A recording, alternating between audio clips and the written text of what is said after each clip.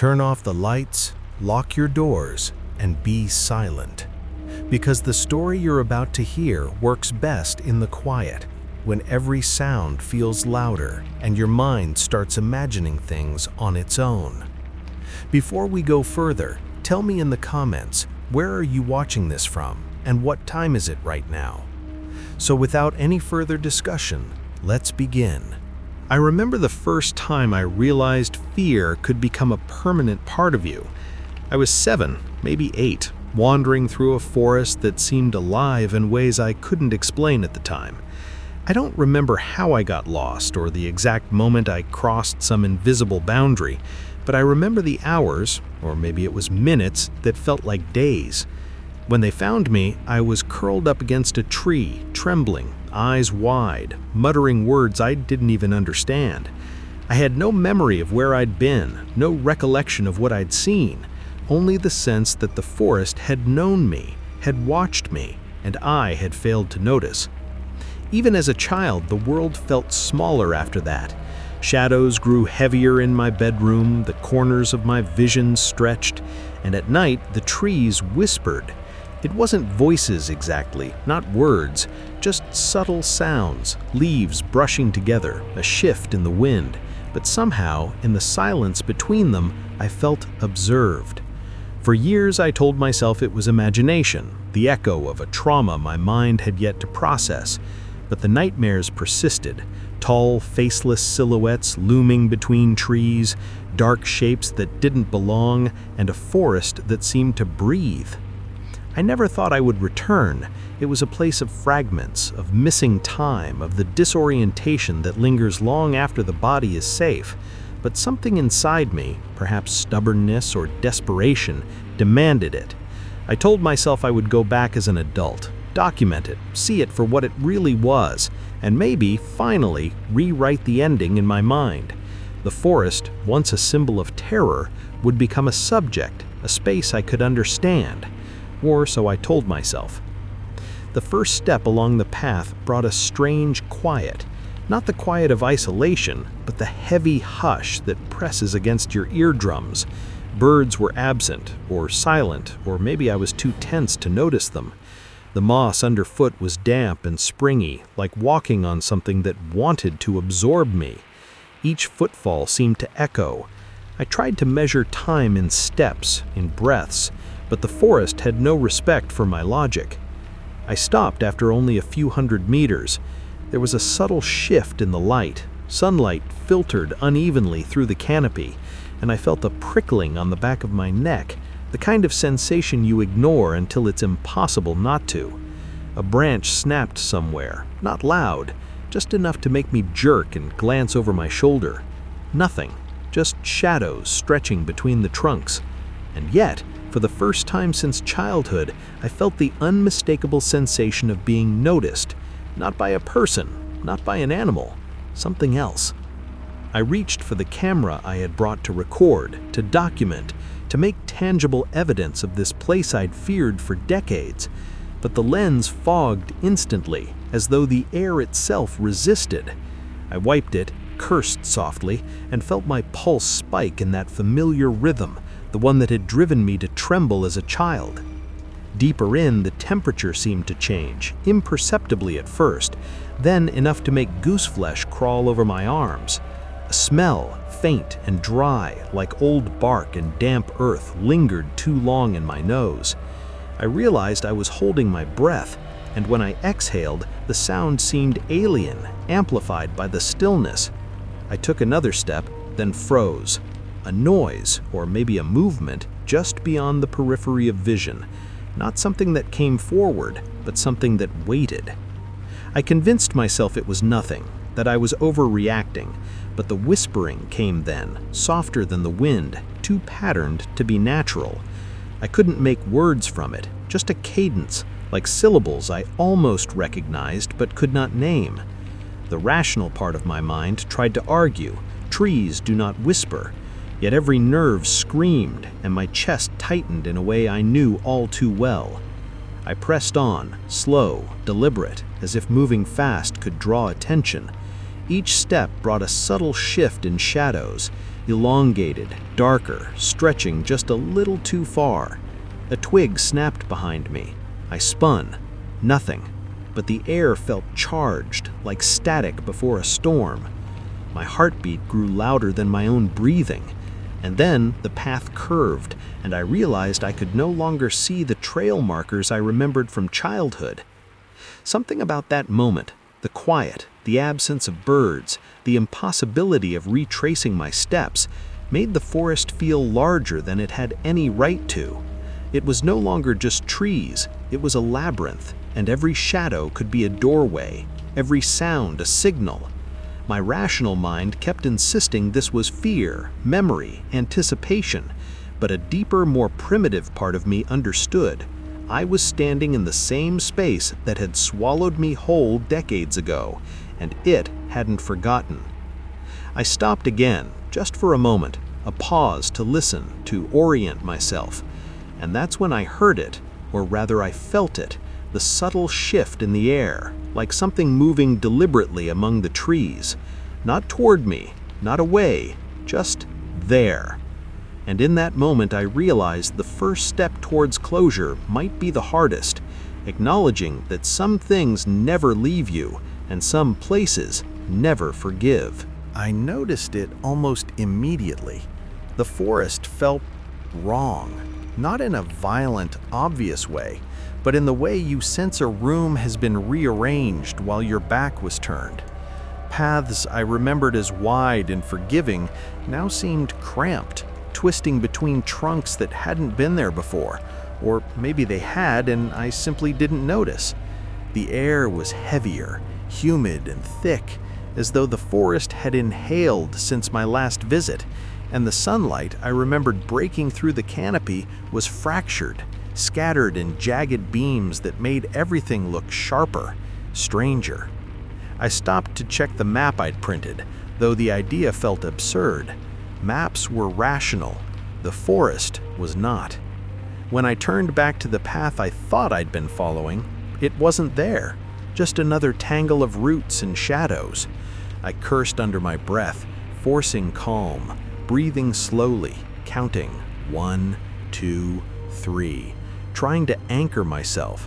Yet the rational part of my brain felt flimsy, like a paper boat in a storm. That's when I heard it. A voice, faint, drifting through the underbrush, barely a whisper but unmistakable. A child's voice. My voice. My own name, younger, lighter, like the echo of someone calling me from a memory I could barely reach. It was deeper in the forest, somewhere beyond the paths that twisted and disappeared. I froze, listening, my skin prickling. The rational explanation formed immediately. Wind through leaves, memory tricking me, stress, nerves. Yet each syllable matched the timbre I remembered from decades ago. I had not imagined this voice. I remembered exactly how it had sounded, how I had sounded, lost and small. I moved toward it, hesitant, almost unwilling to cross the threshold of memory and fear.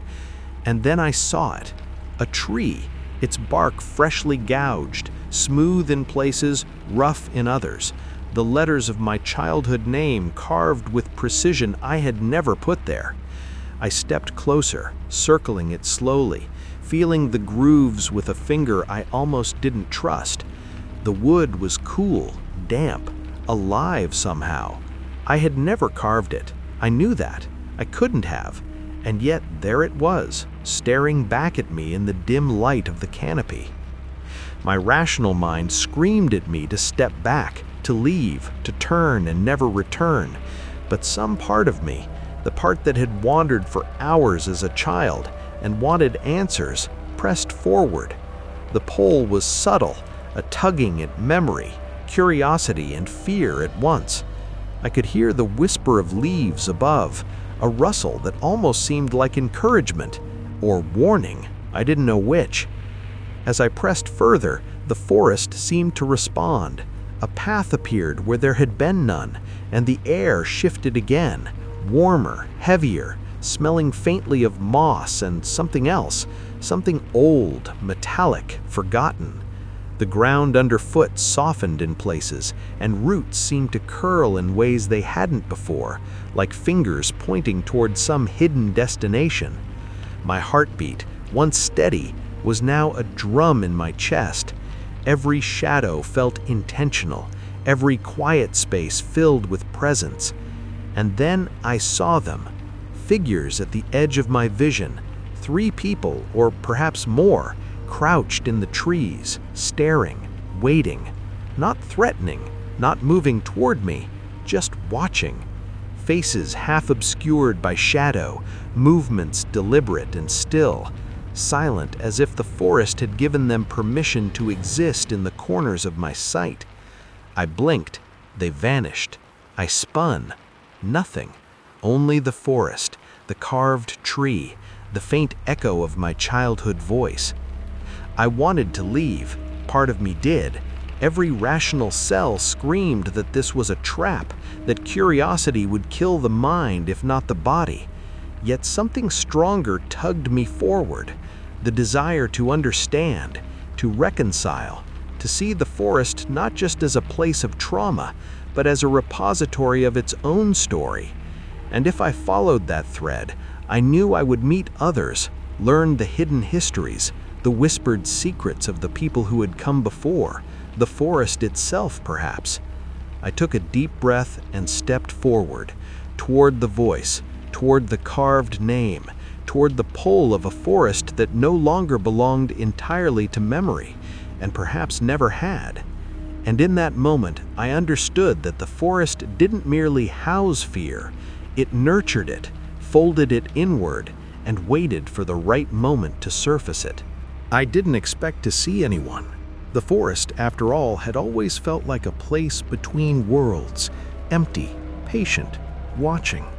But when I rounded a bend, there was a figure leaning against a gnarled tree, a wide-brimmed hat shadowing his face. He moved slowly, deliberately, as if the forest had given him permission to exist in that space, and he had taken it permanently. I froze, unsure if I should step forward. He straightened, and his voice was soft, almost a whisper, though it carried in the still air. "The forest keeps what it touches," he said. Nothing else. No explanation, no introduction, just the words, and then he started walking again, deeper into the trees. The cadence of his steps matched the silence of the forest, measured, inevitable. I wanted to follow, but something inside me paused.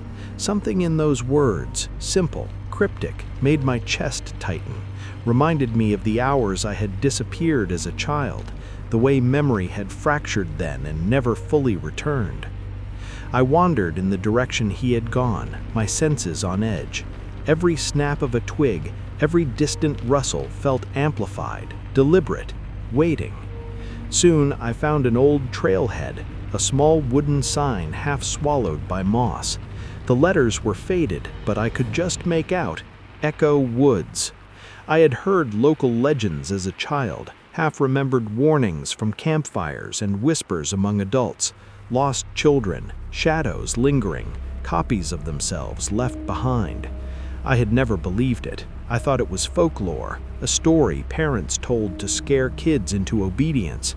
But standing there, in the stillness of this place, I realized folklore sometimes originates in truth. I pressed further along a narrow path, overgrown with brambles and roots, until I stumbled upon an abandoned campsite. Charred stones of a fire pit, tattered sleeping bags, scattered cans, evidence someone had been here long enough to exist, but not to stay. The thought made my stomach twist. And then I saw the journal, half buried in leaves, the cover brittle, yellowed with age. Flipping it open, I recognized names, dates, circumstances, children who had disappeared decades ago under eerily familiar circumstances.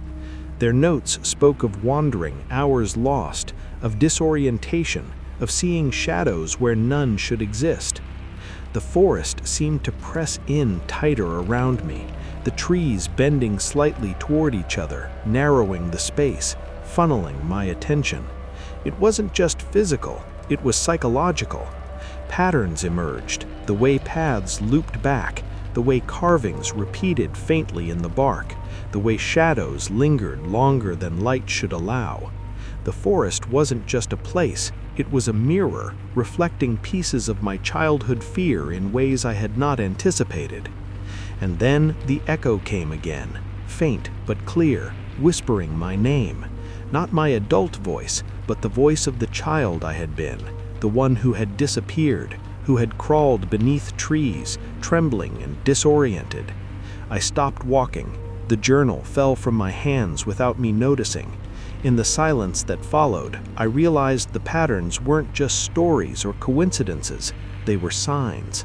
Signs that the forest did not forget, that it kept what it touched, that it marked the children it had claimed, and perhaps in subtle ways it had been marking me all along.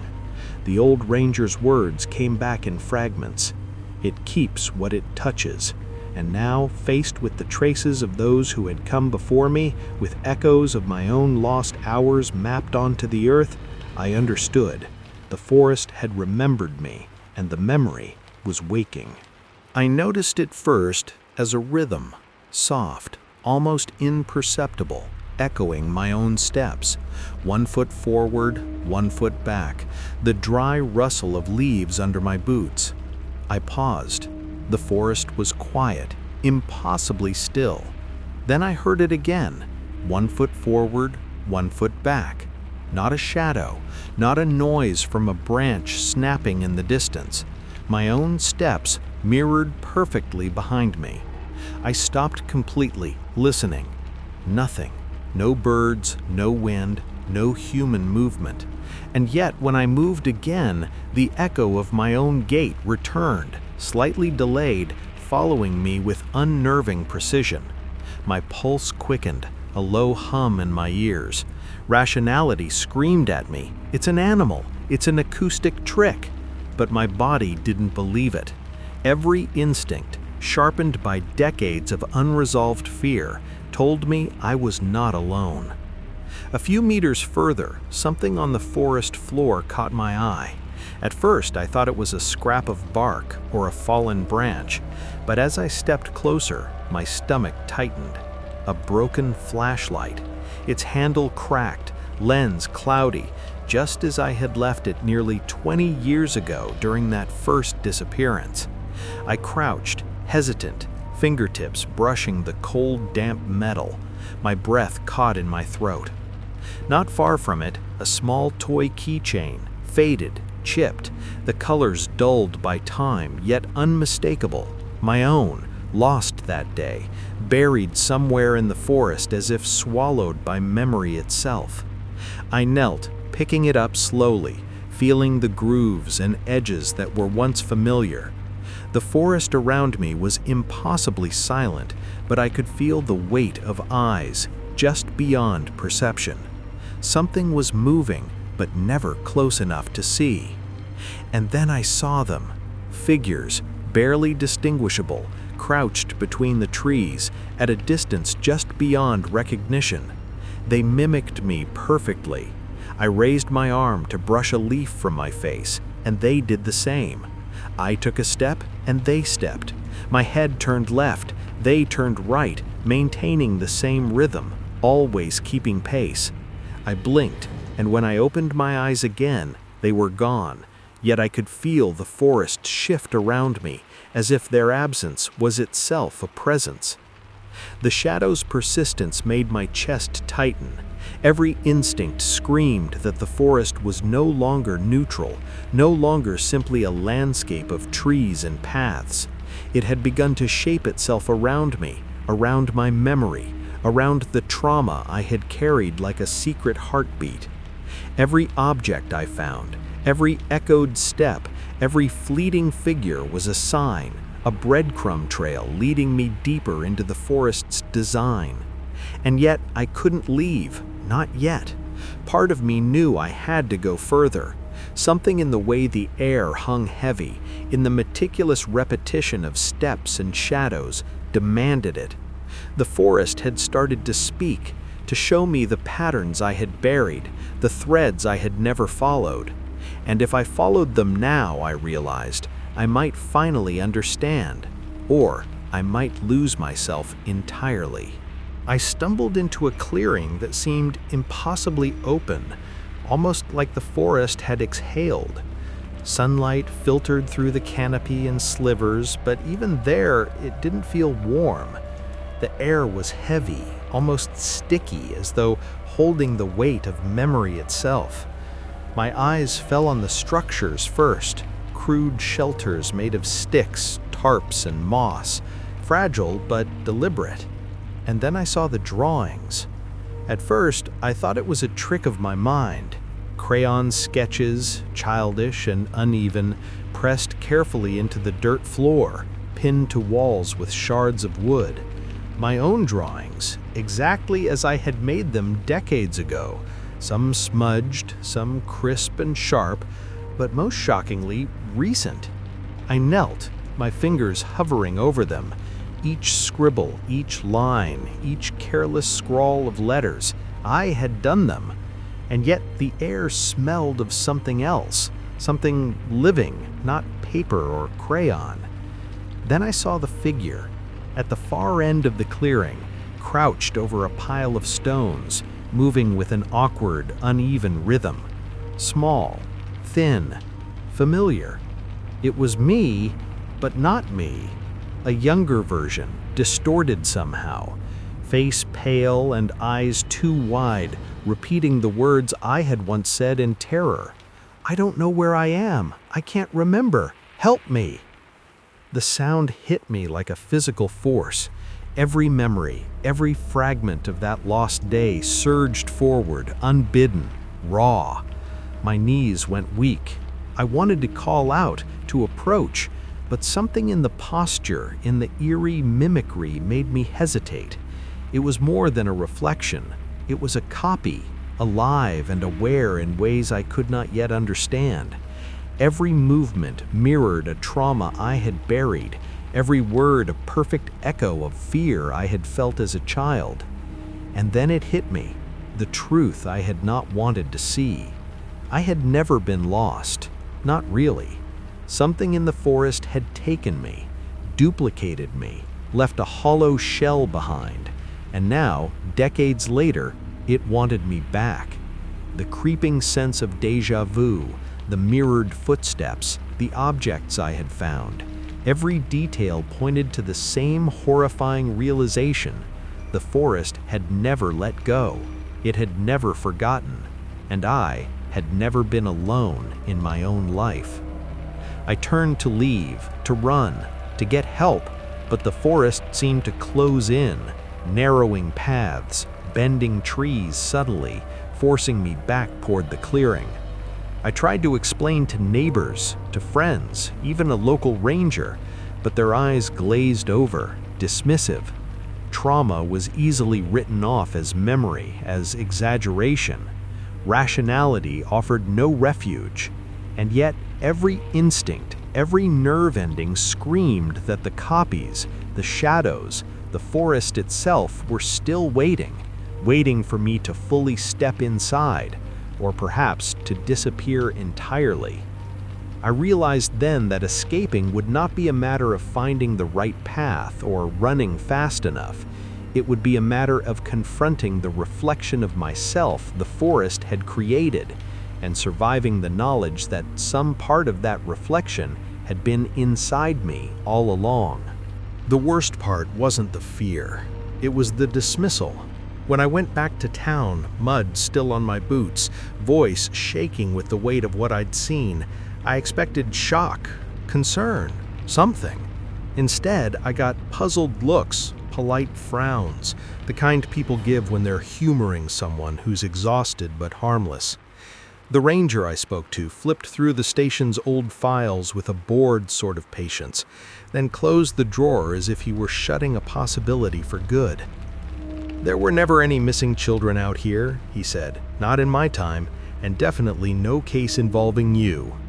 I insisted, reciting every detail I remembered, my parents' panic, the search party, the questions from strangers. but my words bounced off him like rain on stone. He scanned me with mild concern, as though trauma had reshaped my past into a story I'd convinced myself was real. "Records don't disappear," he added gently. "If it happened, it would be here." And yet, the drawers stayed empty. My childhood incident, the one that had shaped my entire life, simply wasn't there. I left the ranger station with my throat dry and my hands trembling. The sky hung low, heavy with cloud, and the forest seemed to lean a little closer to the edges of town as if listening. That night I tried to document everything, to gather proof before doubt hollowed out my memories. I held my phone up, speaking softly, describing the shelters, the drawings, the childlike copy of myself whispering half-remembered pleas. When I reviewed the footage, the audio was warped, thick with static. And then I saw it, a shape standing behind me, a second silhouette, close, still, wrongly proportioned, even though I had been alone. My breath stuttered. I replayed the footage again and again, watching the darkness behind my shoulder shift, stretch, distort. But every time I tried to show someone, the video glitched into unrecognizable fragments, as if the device refused to carry the truth outside the forest's reach. Days passed, but the sense of being watched did not diminish. I started finding dead leaves in my apartment, scattered across the floor like footprints. Not many at first, just one near the window, another in the hallway, dry and brittle, as though plucked straight from the forest floor. Then more, clusters, trails, a small pile against my bedroom door, as if something had paused there, waiting for me to wake. The smell of moss followed me into my sleep. The faint rustle of underbrush threaded itself through my dreams. When I closed my eyes, I saw the shelters, the drawings, the younger version of myself crouched and muttering. And in the moments between waking and sleep, I heard the footsteps, the perfect echo of my own, circling the edges of my home. I tried to convince myself it was stress, memory bleed, trauma sharpened into hallucination, but that theory broke the morning I found bark shavings on my kitchen counter, still damp, smelling of the deep forest. Not placed, not scattered, arranged, as if someone had been standing there, carving, waiting for me to notice. The forest was no longer a place I traveled to. It was following me, folding itself into the corners of my life, closing the distance between us with quiet, deliberate patience. And if it could reach this far, into my home, my records, my memory, then whatever had copied me as a child, whatever had whispered my name in that clearing, was not finished. I realized I had only one choice left. I had to confront it before it stepped fully into my world. I returned the way I always had, boots sinking into the damp, spongy soil, heart hammering with every step. The forest was quieter than I remembered, as if it had been holding its breath, waiting for me. Every shadow felt like a hand reaching out, every rustle of leaves a warning. I told myself this was the only way to end it, to confront whatever had copied me, haunted me, and followed me into my own life. The clearing appeared without warning, and my stomach dropped. It wasn't empty. Dozens of them, my younger selves, stood there, crouched, twisted, their faces exact replicas of my memory, but wrong. Eyes too large, smiles too sudden, movements that mimicked me but never quite landed right. They whispered fragments of my own childhood fears, the words I'd screamed into the forest long ago. "I don't know where I am. Help me." I froze, unable to step forward, unable to retreat, and then I felt it, a presence behind the trees, moving like wind, like smoke, a shape that shifted and blurred, a mimic, something alive yet not human. It spoke without words, a rasping thought that scraped at my mind. "I have waited. I must reclaim you. You are mine." I stumbled backwards, the underbrush tangling my feet, leaves clinging to my hands. The copies moved with uncanny synchronicity, cutting off every path I tried to take. Panic clawed at my chest, but I forced myself to breathe, scanning for anything, any gap, any momentary distraction. My mind raced. I realized then that the forest was not a passive space. It responded, shaped itself to trap me, to hold me for the creature that had claimed my childhood. One of the copies stepped forward, tilting its head in that all-too-familiar way. I saw my own fear reflected perfectly in its eyes, and that reflection burned through me. I shouted, swung my arms, trying to push past them, but they shifted impossibly, always staying just beyond the edge of my reach. The mimic swirled through them, a shifting mass, moving with a purpose that made my stomach lurch. I ran, not in a straight line, not towards safety, but through the chaos of mirrored versions of myself. Every step felt like falling deeper into memory, every rustle and whisper a tether pulling me back. I could hear the mimic's intent, a low vibration in the air, pressing against my ears, shaping the shadows. You are mine. You are mine. I stumbled, fell to my knees, scrambling over roots slick with moss. One of the childlike copies reached toward me, hand trembling, eyes desperate. I grabbed its wrist, shoved it away, not to hurt, but to survive. It recoiled, and for a moment I glimpsed the forest itself quivering, almost alive, as if aware I was breaking its rules. I found a small rise in the clearing, a rock jutting from the earth. I climbed, heaving, shaking, lungs burning, and for the first time I saw the mimic fully. It was not solid, an amalgam of shadows, the echoes of my younger self, a shifting mirror that grinned with all the faces I had ever been. And then it lunged, folding, twisting, trying to slip into the skin of me I still recognized as real. Instinct overtook reason. I ran again, forcing my legs, forcing my mind to focus on the path I had noticed before, one that cut near the edge of the clearing. The copies surged after me, voices overlapping, whispers of my name layering into a single roar, and the forest seemed to pulse around me, bending every tree to block my escape, pressing the shadows close. Somehow I reached the edge. Branches whipped at my face, roots clawed at my ankles, but I stumbled into a narrow opening, the mimic held back by the unnatural density of trunks. My chest heaved, sweat and blood mixing on my hands, and I realized this wasn't victory. I hadn't defeated it. I had only escaped, for now. But the forest was still there, and it had marked me. I was not whole, and the copies, the whispers, the shadows, they would be waiting. I thought it was over. I left the forest behind, boots muddy, lungs raw, heart still hammering from that final surge. I told myself I had severed the connection, that the copies, the mimic, the shadows, all of it had been left behind, buried in that clearing. For days, the quiet felt like relief, like a breath I had been holding for decades, finally released. But then I noticed little things. At first, subtle. I would hum without realizing it, a tune I hadn't sung since I was 7. I found myself staring at objects I had collected as a child, fascinated by their color, their shape, their texture, longer than any adult part of me should have lingered. Even my posture seemed different, smaller, tighter, curling into itself in ways I hadn't in years. Friends began to mention it. "You've changed," one said gently. "You're more childlike lately. You say things, phrases you haven't used in forever." I laughed it off, blaming stress, the lingering shock of the experience, maybe even my imagination. But deep down, I knew it wasn't normal. Sometimes when I caught my reflection, I swore I saw the same wide-eyed expression I had worn in the forest clearing, the same tilt of my head when I had whispered, trembling, "I don't know where I am. Help me."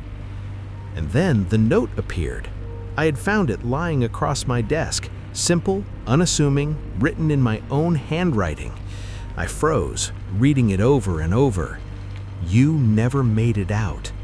I did. The paper was smooth, fresh. I traced the letters with trembling fingers. My own handwriting, familiar, yet it carried an intent I could not recognize. Cold, precise, purposeful. A prickle of dread ran down my spine. I knew with a certainty that made my stomach tighten that the forest had never released me, that part of what I had always thought was me had been left behind, and now some version of that self was out there, somewhere, living, breathing, imitating, waiting for me to realize fully what had already happened. I had escaped, or so I thought, but the forest and whatever it had created had followed me home. And maybe it had been there all along. You listened till the end because somewhere this story connected with you. If you heard something, don't look back, move forward, and be silent. This channel is for those who enjoy stories that stay in their mind long after they're over. If this story gave you that feeling, support the channel by subscribing it and stay connected with me in this video.